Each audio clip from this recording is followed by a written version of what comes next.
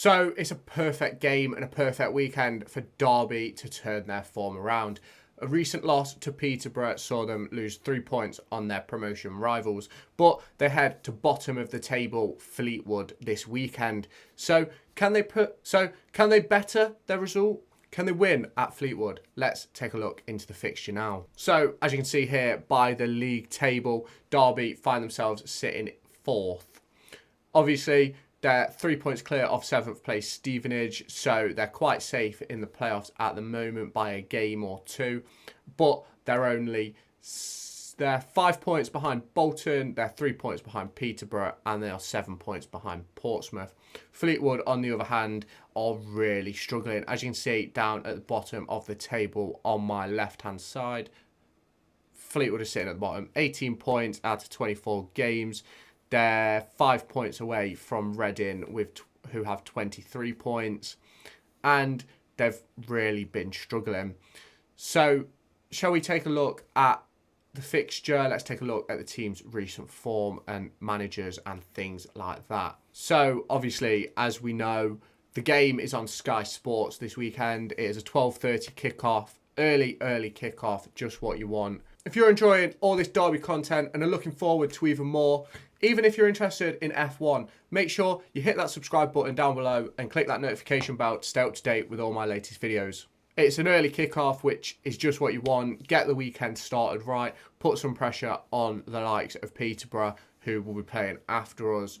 So, shall we take a look at some games from the past with Derby and Fleetwood? As you can see by the head-to-head score just below.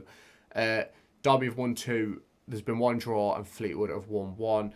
This season, Derby have a 100% record against Fleetwood, winning 1-0 at home in August and beating them 3-0 in December, both games at Pride Park Stadium. Derby went to Fleetwood last year and drew.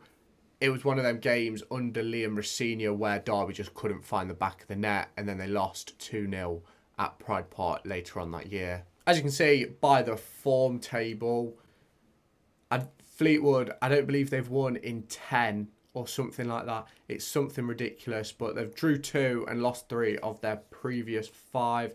They've conceded 10 goals. No, not 10 goals. 8 goals. They've conceded 8 goals in that period. They've only scored 3.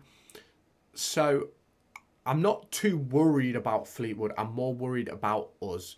As you know, we've been on an incredible run recently, and our first loss in 10 games fell to Peterborough in the 96th minute this weekend just gone. So this game at Fleetwood is massive for Derby to put more pressure on those ahead and regain our form, get ourselves back onto a winning run. As Paul Warne always says, this league is about runs. You've got to put runs of wins together. It's not about win, draw, draw, draw, draw, win, lose. You've got to win games. It's got to be a win, win, win, win. And that's how you get yourself up the table. And that's what Derby have done recently, finding themselves in 4th place.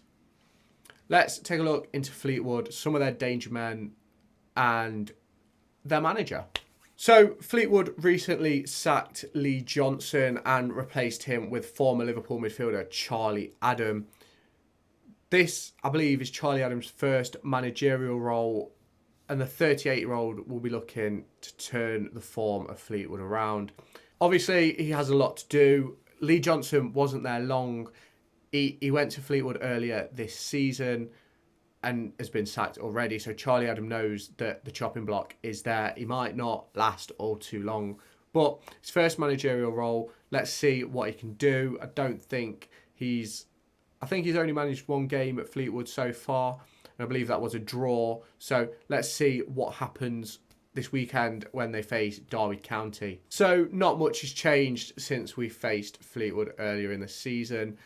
Jack Marriott is still their top goal scorer, and Junior Quaterna is still their best contributor. Danny Mayer, again, 3 assists. Phoenix Patterson has 2. Brendan has 2 goals as well, as you can see on the left-hand side. I believe they have a few injuries in their squad, which obviously won't be helping their form, but they're not a great side. I'm not particularly worried about this game. My biggest worry is if we hurt ourselves, essentially. It's one of them games where it could be a real banana skin. So, shall we now take a look at Derby County? I think I've got a bit to say. So, after James Collins' double at Peterborough, he's now in double figures for goals this season. He's also now on the chart for goals and assists with 11. Nathaniel Mendez-Lang is also still up there. Tom Barkhuizen got an assist at the weekend, but other than that, was non-existent in that first half, really, and then was eventually taken off at half-time. I think this game is a massive game for us to make some changes. With the likes of Ryan Niambi not available due to the African Cup of Nations, I think there's time for a change. I think we've got to stick with the 4-2-3-1, 4-3-3 system that we're playing, but I think it's time to get some real legs into midfield. I think it's time for Liam Thompson to return. I think Tyrese Forner and Louis Sibley deserve a chance in the squad.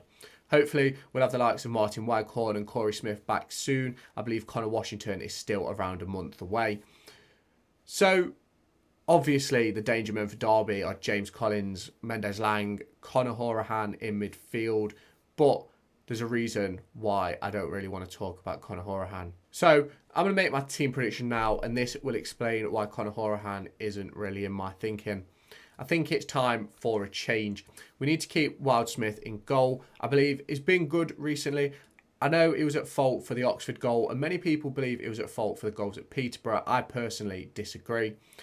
I personally think we're going to go with a 4-3-3. I think we need Wildsmith in goal, a back four of Kane Wilson, Curtis Nelson, Erin Cashin and Craig Forsyth. Maybe Callum Elder, but fitness-wise, he might not be ready to start the game yet because he's been out injured. I think in midfield, we need Max Bird at the base with Tyrese Forner and Liam Thompson as the three. If Liam Thompson isn't quite fit to start, I think Louis Sibley should start. That is why Conor Hourihane is not really in my thinking. The front three, I think we need some change. I think Nathaniel Mendez-Lang should play out on that left-hand side. I think Joe Ward should get a go further forward on the right, and Tyrese John-Jules should start this game. Of course, James Collins is in excellent form, but I think Tyrese John-Jules deserves a start. I think he can offer just that little bit more than James Collins. He's better technically. He's got a bit more pace about him. And I think Tyrese John-Jules will be massive to the second half of our season. Obviously, there's a couple of weeks left on his loan deal.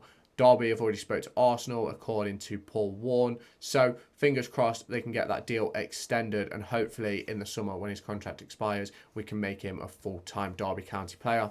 So, that is my team prediction. And I'm predicting that we're going to win the game 3-0. I really think we've got to make the most of this game at the bottom of against the team at the bottom of the table. It's got to be a game where we look to pad our goal difference.